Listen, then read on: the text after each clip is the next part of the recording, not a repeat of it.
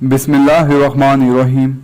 अस्सलाम वालेकुम व्यूअर्स, आज की इस वीडियो में हम सेक्शन 258 और section 259 of Pakistan penal code को डिस्कस करेंगे। ये दोनों जो सेक्शंस हैं ये दोनों ही जाली स्टाम्प पेपर से मुतल्लिक हैं। सेक्शन 258 में बताया गया है जो शख्स कोई ऐसे स्टाम्प पेपर को बेचे या बेचने के लिए पेश करे, यानी कि अभी वो बिका ना हो लेकिन वो बेचने के लिए पेश करे, तो ऐसी सूरत में ऐसे शख्स को जो सजा दी जाएगी वो 7 साल तक की कैद की सजा हो सकती है और इसके अलावा उसे जुर्माना भी आयद किया जाएगा।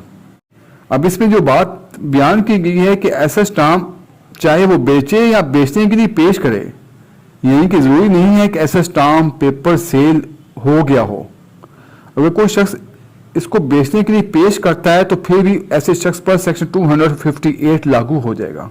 इसके बाद सेक्शन 259 में बयान किया गया है कि जो कोई शख्स किसी ऐसे जाली स्टाम्प को अपने कब्जे में रखता है और उसकी नीयत ये होती है कि वो ऐसे जाली स्टाम्प को बतौर असली स्टाम्प अपने इस्तेमाल में लाएगा या ठिकाने लगाएगा, तो ऐसी सूरत में भी ऐसे शख्स को 7 साल तक की कैद की सजा हो सकती है, जो कि सिंपल भी हो सकती है और रिगरस भी हो सकती है, और उसके अलावा ऐसे शख्स को जुर्माना भी आयद किया जाएगा।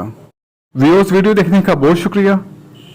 अगर आप पाकिस्तान पिनल कोड से मुतालिक मेरी दूसरी वीडियोस देखना चाहें तो आप मेरे चैनल पे मौजूद पाकिस्तान पिनल कोड के नाम से प्लेलिस्ट को वॉच कर सकते हैं।